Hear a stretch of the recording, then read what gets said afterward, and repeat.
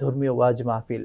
আসলে মাহফিলের কথাটা শুনলেই আমাদের প্রত্যেকের মনে অন্যরকম একটা চিত্র দাঁড়িয়ে যায়। আমাদের গ্রামগঞ্জে বিভিন্ন জায়গায় মসজিদে হচ্ছে, মাঠে হচ্ছে ওয়াজ মাহফিল।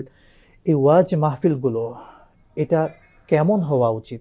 যদি আপনি কোরআন সুন্নাহর আলোকে একটু বলতেন। আমাদের দেশের ওয়াজ মাহফিল এটি হচ্ছে শত বছরের একটি ঐতিহ্য। আলহামদুলিল্লাহ। মানে এটা একেবারে বলা যেতে পারে ব্রিটিশ পিরিয়ডের পর থেকে বা স্বাধীনতার আগ থেকেই এটার একটা ব্যাপক প্রচলন।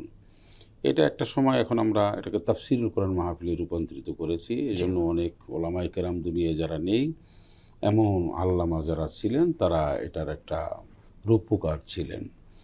এই তাফসির মাহফিল অর্থাৎ আমাদের দেশ ইসলাম প্রচারের যতগুলি মাধ্যম, এই খানকার মাধ্যমে হয়েছে, তারপরে পীর আউলিয়ায়ে কেরামদের মাধ্যমে হয়েছে, আরেকটি হয়েছে এই ওয়াজ মাহফিলের ওয়াজ মাধ্যমে। মাহফিলের মাধ্যমে। আমাদের দেশের ওয়াজ মাহফিলটা এত বেশি মাহফিল পৃথিবীর খুব কম দেশে জি। রয়েছে আলহামদুলিল্লাহ। মূলত হচ্ছে মানুষ যায় কেন? কোরআন এবং সুন্নাহর জন্য। কোরআন এবং সুন্নাহর কথা শুনবে, যিনি বক্তা বা যিনি ওয়াজ করেন, মুফাসসির, ওয়াইজিন, উনি কোরআন এবং সুন্নাহ থেকে আলোচনা করবেন। মানুষের একটি সুন্দর জীবন গঠনের জন্য উনি একটা মেসেজ দিবেন, একটা কর্মসূচি দিবেন।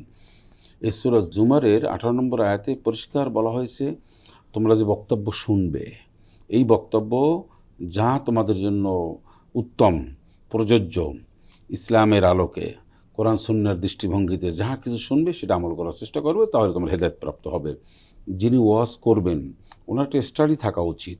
উনি কোরআন এবং সুন্নাহর আলোকেই কথা বলবেন। এই কোরআন এবং সুন্নাহর আলোকে বলতে গিয়ে কে খুশি হলো, কে বেজার হলো, এটা উনি দেখবেন না। এটা উনি সেদিকে উনি বিবেচনা করবেন না। এটা ওনার একটা বৈশিষ্ট্য থাকা উচিত।